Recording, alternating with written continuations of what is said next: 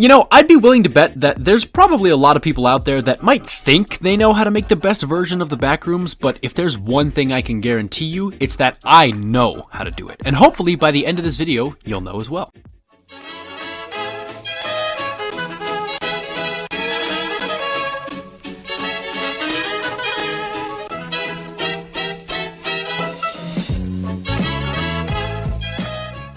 At this point, I feel like I should just convert the channel into a Backrooms content themed channel because this is like the 6th or 7th video regarding something to do with the Backrooms.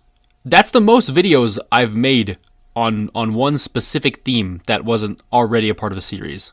Like, what are we doing? Hey everyone, this is Syntax, and due to popular request, I have finally decided to record a tutorial on how to build the best possible version of the Backrooms. Before we get started, I just want to let you guys know that throughout this entire video, I'm going to be using pretty specific terminology that some of you might not be familiar with. So if you want to stick around and listen to me explain everything that I'm going to be talking about, you can, but if you think you're confident in what I'm going to be saying already, then you can just skip to where I actually start the building. Okay, so I kind of lied. There's not a lot of specific terminology that I'm going to be using, but the biggest one that everyone needs to understand is the concept of setting up a parallel. Essentially, what setting up a parallel does is it allows for creators to move whatever props or things they want along a horizontal linear plane of motion without having to use grid snap and without worrying about getting offset because you're just simply freehanding. The best way I can think to explain it is imagine trying to draw a straight line on a piece of paper by just freehanding it. It's definitely possible and you can get better at it with practice, but using a ruler is going to guarantee that you're drawing a straight line, and that's essentially what the parallel is. It's just a guaranteed plane of motion for whatever props you're moving. Setting up parallels is the key to getting a clean, precise look on your Backrooms builds as a whole, but enough of me explaining random terminology.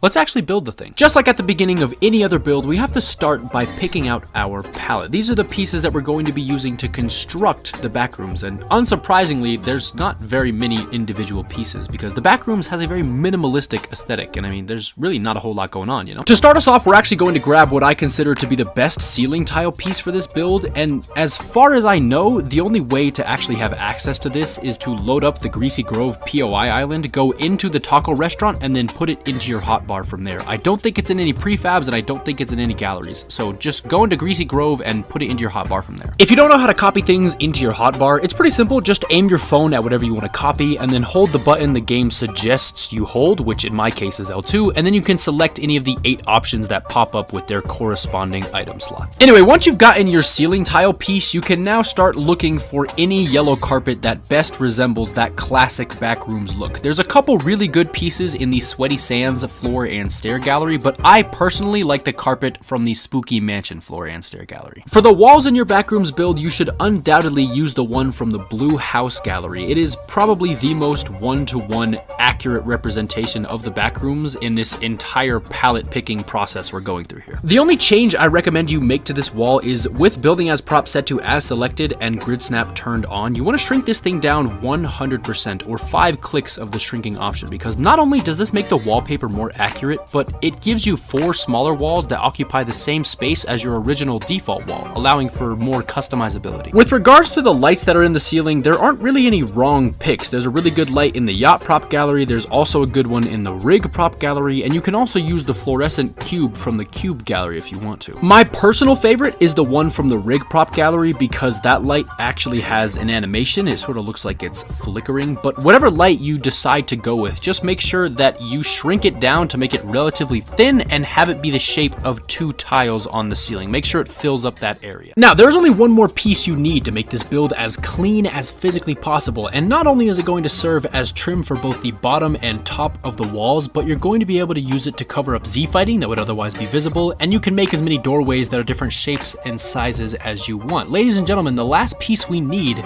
is the classic leave sign prop. For this specific tutorial, I got mine from the racetrack prop gallery, but this thing can already be found in so many galleries, it doesn't matter where you get it from. As long as once you have it, you shrink the depth a little bit and the height all the way down. The width is going to vary depending on where we are in the backrooms, but the height and the depth of the thing stays relatively the same throughout the entire build. And if you've been following along up to this point, you should now have all of the pieces laid out in your island that you would need to construct a very basic, clean version of the backrooms. Now, from here, we want to start by actually laying out our floor and ceiling tiles. It's the easiest place to start, and it's probably the quickest part of the process. Before you actually start to build anything, make sure that your floor tile and your ceiling tile are spaced out to the point where they perfectly fit that clump of 4 walls that you built earlier. The top of the walls should be clipping into the ceiling, and the bottom of the walls should be slightly clipping into the floor. And if they're doing that, you know you have it set up right. Now, with building as props set to as selected and your grid snap set to 2, you want to select both the floor and the ceiling and go to a spot in your island that is most convenient and just start building. You can see here I actually started with a 5x5 area, and I'll show you why in just a second. After I built my initial 5x5 area, I went to the phone settings and turned building as prop off, where I then proceeded to select everything I had just built and copy and paste it 3 more times to give myself an even larger 10x10 area. For the sake of the tutorial, I didn't actually need more than a 10x10 area, but if you're actually trying to recreate the backrooms, you probably want to make it as big as you can, at least as big as the memory will allow you to make it. But just remember, it can be as big or as small as you want it to be, as long as you are laying out the foundation of the floor and the ceiling first. Once you have this general area built, you'll probably want to start filling it with a bunch of random wall patterns. But before you can do that, you have to solve a fundamental problem with the wall, and that is the fact that it's one-sided. Our texture that we want, that classic backrooms texture, it's only on one side. To fix this problem, you might first try to turn your grid snap on and rotate this wall 180 degrees and then place it, but you'll notice you get this really awkward Z fighting pattern. So then you stagger it by 132 snap, but then you have this really giant gap that you couldn't cover with your leave sign. Now, you could turn grid snap off, pick the wall up, and walk all the way around to the other side trying to freehand it, but you're going to be off if you do that. And if by some sliver of a chance with grid snap on, you rotate it 180 degrees, turn grid snap off, and are able to walk it and place it perfectly, I guess you can do that. However, if you want a guaranteed, reliable method of getting this wall texture on both sides of this wall,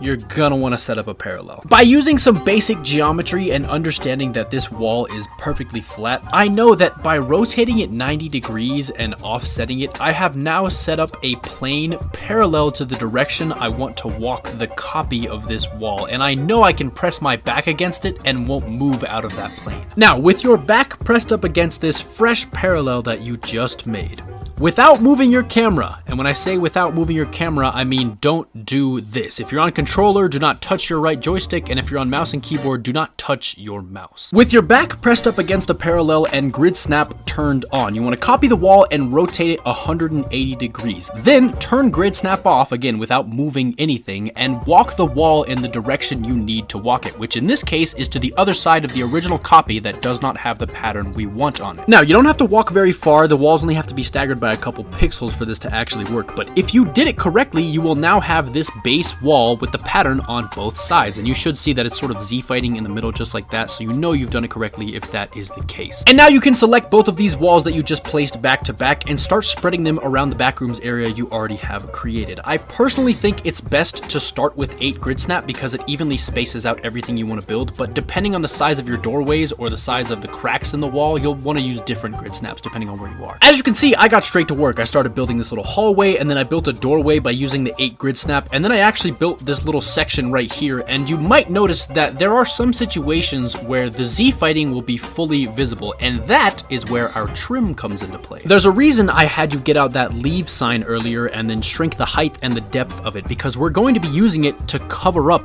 all of the Z fighting that would be visible, and of course as the trim and the doorways, but it works so well if we're using the same piece for all 3 of those options, because then everything flows really nicely. To cover this up, I took the leave sign that I placed earlier and rotated it in such a way that the word was facing the Z fighting. Now, initially I tried to place it with grid snap, but I noticed that the Z fighting was still visible, so I decided I would have to freehand it from there. But once I had it where I wanted it, I just grew the width so it reached both the ceiling and the floor, and the Z fighting was all covered up. And unsurprisingly, this is the exact same technique you're going to use to cover up all the Z-fighting that is created by all the doorways you are making throughout the backrooms. Just make sure that every leave sign is oriented so that the words are facing the Z-fighting, and try to line it up as best you can by just going to the top of the doorway and of course having that final piece facing fully upwards to get that nice outline. Now, you might have noticed my use of a parallel in that last clip, and that's because after I had my first leave sign where I wanted it, I wanted the following two leave signs that I was going to use to finish off the doorway to be in the same plane, just oriented in a different rotation,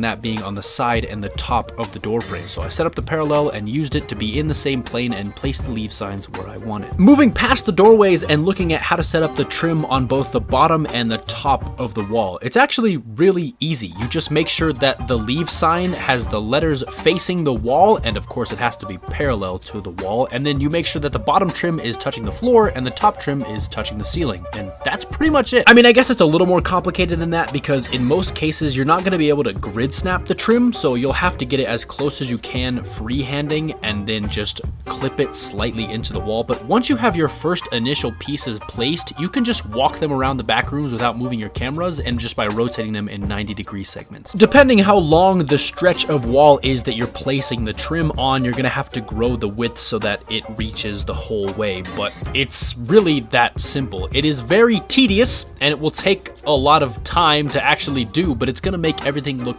just that much cleaner. Now, we've covered pretty much everything there is to cover with regards to making a simple, clean version of the backrooms, but there is one more thing, one key defining feature, one key technique to making this the cleanest possible version of the backrooms, and that is cornering the walls. If you take two of your sections of walls and using grid snap place them at a 90-degree angle to each other, you create this sort of awkward situation where not only can you see the Z-fighting from both sets of walls, but now there's two corners with an awkward gap in the middle. Now, this isn't necessarily a terrible situation because you can easily cover up both corners and the Z-fighting by using a leave sign that is placed at a 45-degree angle to both walls, but that's not the cleanest solution, and if you want to get the cleanest solution, you have to use a couple of parallels to square off the wall and make it one flush corner. To do this, we're going to be using the same techniques that we used earlier in the video, except instead of trying to get the pattern on both sides of the walls, we are going to be moving two sets of walls closer and closer to one another without ever having the ends sort of overlap. We just want to make them create one flush corner. All you have to do to actually get this corner to look as flush as possible is keep moving these walls toward one another with the corresponding parallels. For this section of walls, I'm walking it to my left, and then for this section of walls, I'm walking it to my right until eventually it becomes just one solid corner. You can see during the process right here that I get the little awkward section in between the two corners to be smaller, but it still exists, and the goal is to have it be one flush corner, so I just have to keep walking those sections of walls closer and closer to each other's edges until eventually it is perfectly flush. Now, obviously, you don't have to do this. You can use the leave sign technique that I showed you earlier, but if you want to create really clean looking corners and you were wondering how I did it, it has to be done by turning grid snap off and just freehanding the walls, essentially using your parallels to line them up as evenly as possible and making just really sharp, solid corners. And after you've done all those things, you can grab a few lights and 32 snap them into the ceiling and then throw a few light devices with either the flicker or the short circuit effect to create a more creepy atmosphere. And obviously, if you're doing a horror map, you want to turn your light settings down on your actual island. But once you've done all of those things,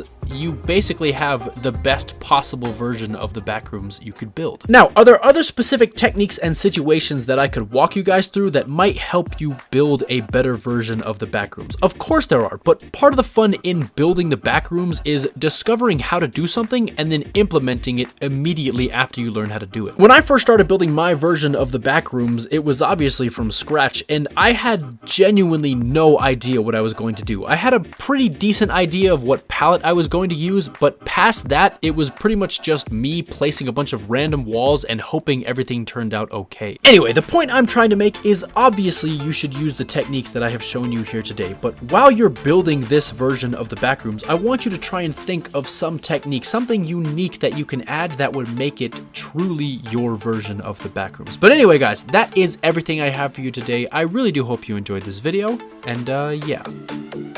This has been Syntax. Later.